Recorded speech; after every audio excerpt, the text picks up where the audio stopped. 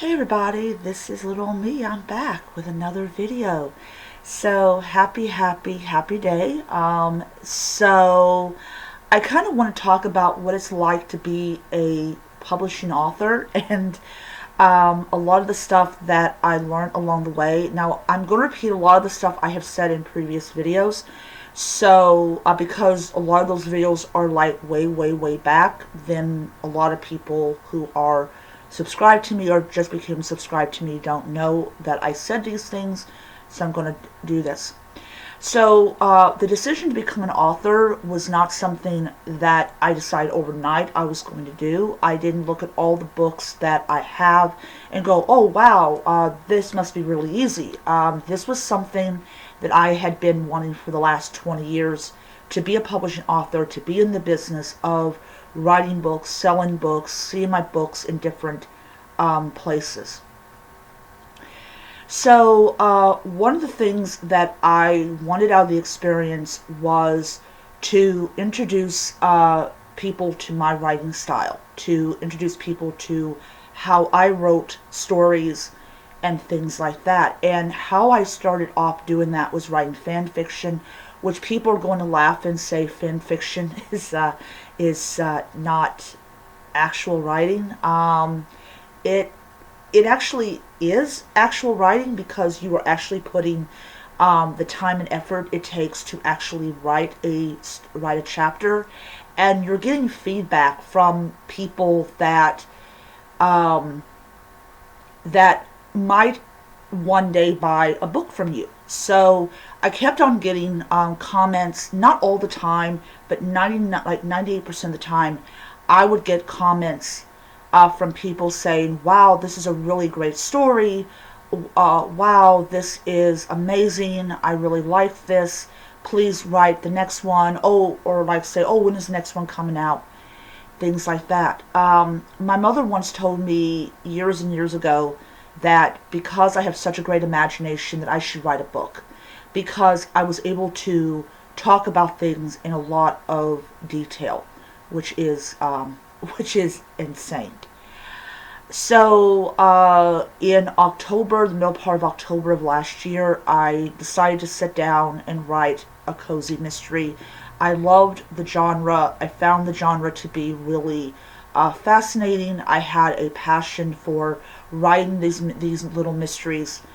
And at the time, I didn't know how many words that you had to have to make it a cozy. I just focused on how many words do you have to type in for it to become a book, not a novella, but a book. And so I was like, okay, well, 40,000 words is a good amount of words for it to become a book. I didn't know that cozies had a different word count than your typical, book. So I sit down and I wrote out, just basically I started out with a synopsis or a blurb. And I did like the synopsis. I thought that it was really good. I also have an insane ability to write really good blurbs, which should be a sign that I'm probably going to do pretty well in this business. I can't make promises, but I feel like if I've got talent to write a really good blurb, I probably have the ability to write a really good story. So I wrote down it, and then I started writing down the characters, and I just started off with like the four main characters, and that would be, of course, Barbara, Sam, Sally, and his partner Daniel. I already had decided beforehand that Daniel and Sam were going to be a couple, so they were going to be LGBT. So I had already decided. And I just wrote basically just a little tiny one line about who they were, just to kind of get it. And then I added, like, what does their hair look like? What does their eyes look like? Are they thin? Are they chunky? Does Sally have curves? Is she flat chested? Things like that. Then I moved on to who the two detectives were. Seems like every cozy mystery has two detectives. So I first chose Hawk for the first one because he kind of swoops down like a hawk, but I really didn't have a name for I didn't really have a last name for his partner, and I really didn't have a first name for him because for the first book he was just going to be considered to be called Detective Hawk. He doesn't actually have a first name, though in the second book you will find out what his first name is.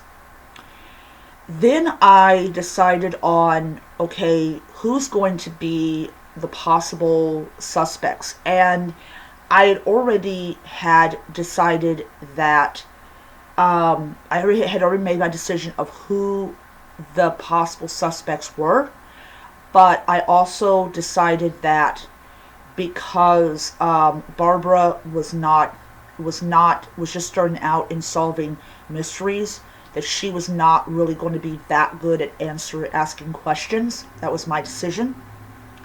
So if anyone says, why in the world doesn't Barbara really doesn't ask questions outside of like the booksellers, that was my decision to do that, because she's definitely focused on the booksellers and have they ever gotten these death threats and all that type of stuff. And then I decided that she had to have cats because cats in books work out so well. They're very popular. So I chose two Siamese cats. I actually had to look up the different kinds of Siamese cats that are out there, and I chose Blue Point Siamese, and I kind of had to rewrite a little bit of it later on to kind of, make a little bit more sense. So yeah.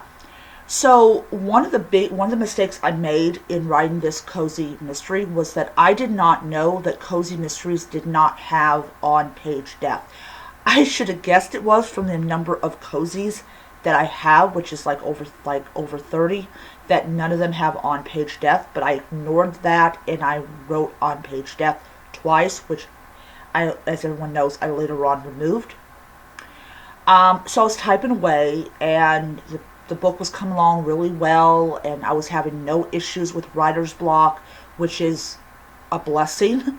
A blessing. I really love that. I stuck with 6 pages a day on my book, so it took me about a month to a month and a half to finally finish it. And then totally not realizing I had made a couple of mistakes in the manuscript, I went ahead and jumped it into Grammarly on the 1st of December. And then as I was doing that, I decided to go and start on my cover. And I did not realize that the book covers that they were offering were ebook covers. So I was doing an ebook cover for a physical book, and that is something that does not work. So yeah. So I finished with Grammarly, and on my birthday, I went ahead and instead of going with Amazon first, I went with Ignorant Sparks first because I really wanted my book in the library. And what ended up happening was the cover did not, to repeat, was not a good review or preview, and I had no clue what to do. I had already uploaded my manuscript. I didn't realize a lot of stuff about when you go and you put your file up, that how you have it is how it is, how it appears in the proof copy. So I had set it for July 28th, and then I went to Amazon, and because it's like before I did that, I got my ISBN number, and then I went and I just started I went on Amazon and I uploaded the cover for my ebook, and that was good. And then what happened was I discovered that my manuscript was not the way that I wanted it to be, and it took me 3 days to figure out what I had done wrong, which was so frustrating. So Then in January, in January, I let's see here, take that. The couple days after my birthday, I got my proof copy, and it was not the way I wanted it to be. It was not. Because what happened was, after I realized that I could not upload my chosen book cover onto Amazon for my physical book, I had to use one of their stock photos and all that type of stuff. Um, and then what ended up happening was, I ended up getting this, and I decided to use it to my advantage instead of just like getting frustrated about this because this was what I had chosen. I decided to go back and just like read it over and make sure that everything was how I wanted it. And then I realized that there was still errors in the book, and so I corrected those errors, and then I read the first couple of pages of the book to my brother, and my brother, who is my soundboard because he does not care if you don't like it, he will tell you to your face what he thinks about something. He was like, "That sounds really good." I was like, so I went back and I smushed everything together so it would look like a book, and then I chose a different cover, and in January I finally managed to get my second proof copy, and that is the one that you saw in January's video. So this one was a lot better. I made sure that the chapter started on the next page and all this stuff. But my brother made a comment that the copyright was not centered, and I was like, okay, so I went back and centered my copyright. And then I went on to YouTube to figure out how do I make a physical cover with Canva, because I was paying $14 a month for Canva, and I was like, okay, I really need to use this for it. And I found out how to do it and all that stuff, and lo and behold, I did get the cover exactly how I wanted it. And this time around, when I kept my original ebook cover because I did like that cover a lot. So what happened was, I went back, I discovered Kindle Create, which was a blessing, and I discovered that Kindle Create made sure that everything was where it was supposed to be and all that type of stuff. So I was very, very happy about that. But yeah, so I knew that I had about a month and a half before my book was going to go live. So I went and I made the changes to my manuscript to get rid of the on-screen deaths, to get rid of some of the profanity that was in the book. Also to get rid of the injury of an animal, which was Ming. And I changed it from her leg that she was in a pool of blood, to her hiding underneath Barbara's bed. So that's not giving anything away. So I did that, and I went and I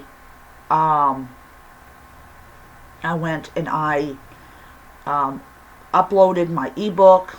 That went well. I double checked everything, made sure everything was as it was supposed to be. I previewed it on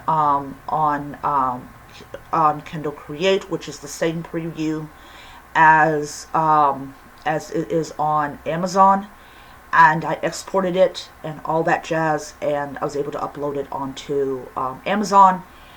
And then I went to my paperback, and this was my real worry, was that even though I had used the dimensions that Amazon said my cover had to be in, that it was going to be rejected. To my complete and absolute shock, it was accepted. I was like so happy. But I went ahead and went above, and I spent about 2 hours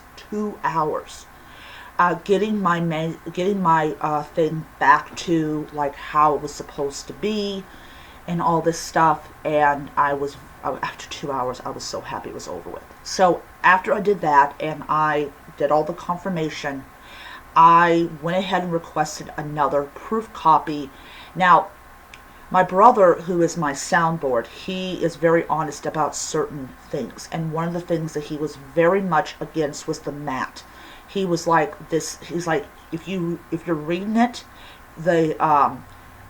your oils of your fingers get on it, and imagine if people from the library are reading this book and there's all these, like, no.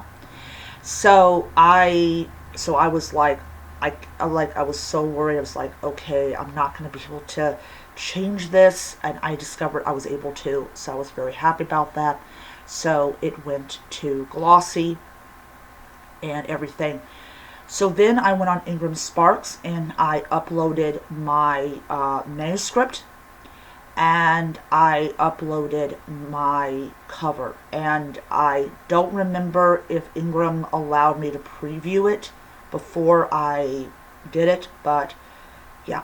And then and that's when I get my proof copy from Ingram Sparks, I will show that off. Hopefully, it's not going to be too late. I went into I basically edited my information, so I changed it to the 15th of March, which is way close, but it is what it is. And then what happened was I said everything's good. Yeah, so I waited a couple of days, and then I ordered a proof copy from Ingram Sparks, and that way it gives them time to like look it over and all that jazz. So it has been a very, very rocky road to getting this book done. Being an author is not what you think it is. It's not as glamorous as you think it is. It is very stressful, because you don't have a publishing house to make sure that everything's perfect. You don't have an agent. You don't have an editor. You have none of that stuff. You are your own literary agent. You're your own agent. You're your own publisher, editor, all that stuff.